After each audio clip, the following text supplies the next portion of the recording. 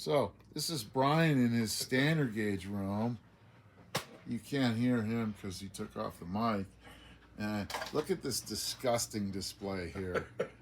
This is his wife was like, oh, those are cute. So, you see these. These are those Lionel things. This is all Hallmark. It's like, oh my God. With a couple of, there's a coal train laying there. And then they're all laying on the floor here. This is anti-theft device is having all this in here. If somebody broke in, they wouldn't be able to steal anything because they'd knock themselves unconscious. Oh, and here's the rare Crackle Black 400. Oh, that's up above.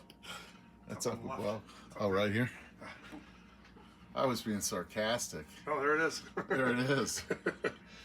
Because every time I go out and look at a 400, it's always the Crackle Black one. But it's not. Yeah, that is nice. And he's collecting the 42s and the 402s. And, all right, again, it's variations. Sets. And sets. And he's got a layout, but what's happened is he got trains. too much crap. Yeah. And then he came to my house a few years ago and saw some of the early trains and just decided he had to get some of them too. All the Macy sets. Oh, and here's this brown one. I was just looking at the brown set. I have a brown set on the wall, but look at this. Brown set with passenger doors. Never seen another one of those. Are these cars brown too? Yep, they're brown. I need to get a Kinda locomotive look for maroon to Oh, they're my kind of eyes. maroony brown. They're. I am not convinced brown and maroon aren't the same thing. Depends on who you talk to. Or how well they mix the paint. How the paint mixed that day, or if it settled in the tank overnight. Well, I was just looking on eBay at 3 brown cars, and I went downstairs and I was like, oh, I got a brown baggage, so I can make it. But they had the baggage and Right. the combine, but no I got observation. another set of brown cars on the back side of these ice editions. Here's the 6s. This is cool. You know what you call this bell, Brian? What? The Bergdorf. The Bergdorf? Bergdorf. Bergdorf. Which, if you look in here, the bell's held on by 2 rivets going through there. Whereas their later bell, There, watch your feet there. that's also 2 rivets. All right. And then later, when they introduced the Small bell? the smaller bell, Yep. well, that's not it either. It's still bigger than that one. But when they introduced the electrics, when they were up in New Haven, they started making their own bells because the electrics had bells too. Right. Yeah, see, this is the... Those are... Oh, that's 2 again. You got a great run of 6s going. I got a bunch of 6s. Got 4 thin rims. I never thought I'd have 4 thin rims, and there's more to buy, but... You got the Pennsylvania one? No, I do not. I do have a Pennsylvania 51. I have a 5 set with a Pennsylvania. There's a 54 with the 54 is a orange 2 motor. part. And then the other one behind you is a single motor 54 with the earlier cars. You can see somebody clean that, and now it's done, That's the whereas over there it was never cleaned. Yeah. So you're still looking for the ones with the different headlights and stuff. Yep. And these are the 180 series. In my house, I have these sets like this that Brian has here, and they're in rows, all different, and the same as with the passengers. Although you have quite a few sets here, I have Brian. all 5 series of the cars and a couple of duplicates down here. I need another 180 car to go in the middle for that The brown engine, and then set. I need to get this locomotive with the early 1911 special. This one, it's hard to see it, but it has the script lettering. I need one with the block lettering to go with those cars. Yeah, and then it comes with the 53 or Yep. 1911. And that's over there. block. The 53 is right there in the 8-wheeler. Yeah. And then there's the weird ones. I have one of these that's a 53 that has no monitor, No monitor roof top. and the pedestal. And on the other side of it, I got a 1910 like that with no monitor top and the round New York Central. But this is the stuff, this early stuff, not this, but these other some of these rarer pieces. This is the like final frontier. Yep. I don't know that they're going to be able to hear you.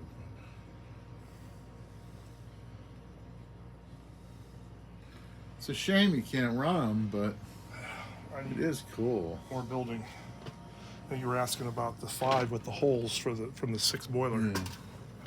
I didn't get the one I was bidding on. It went too much. And then that one has a Penzi tender.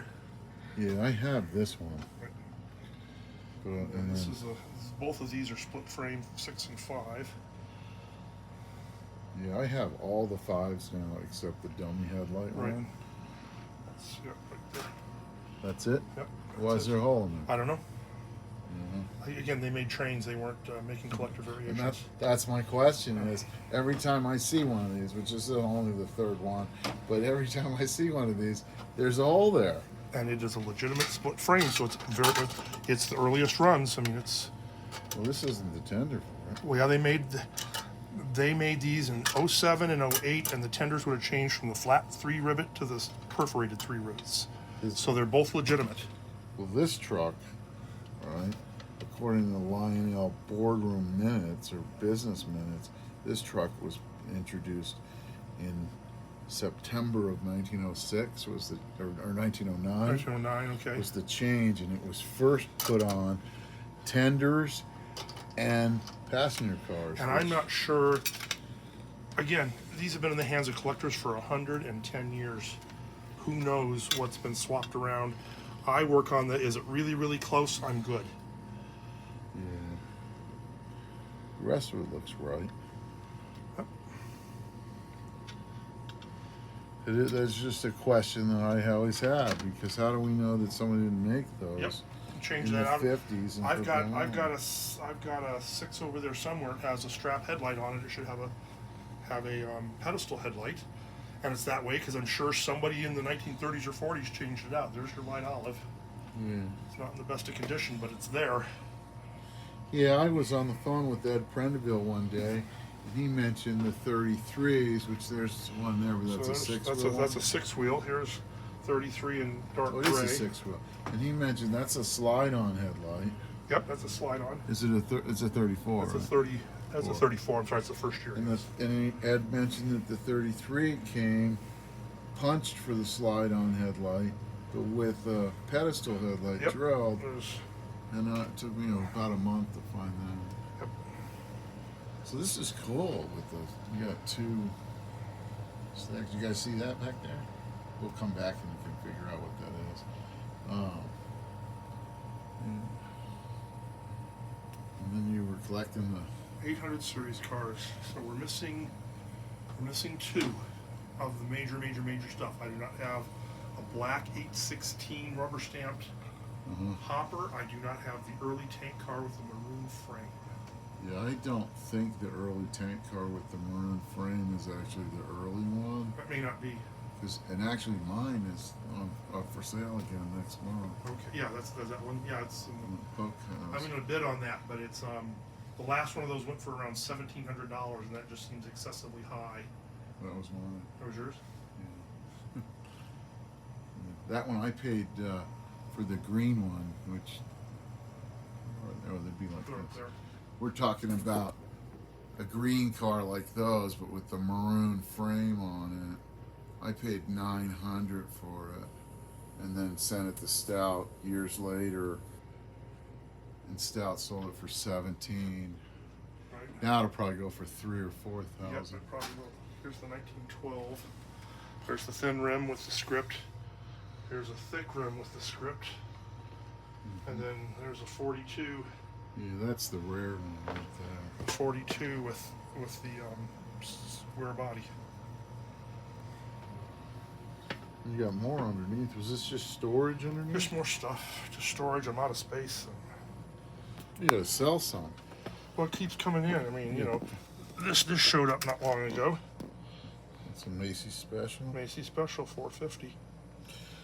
I've been watching in this upcoming auction. That's with the 610 cars. Yeah. Yeah. They have these cars. Yeah, there's Red a Comet. darker red set of those with the Macy script on the white. I've never seen that for sale before. That's going to bring a lot of money. It's already at 41. Yeah, that's going to. Some O-gauge collector is going to have that.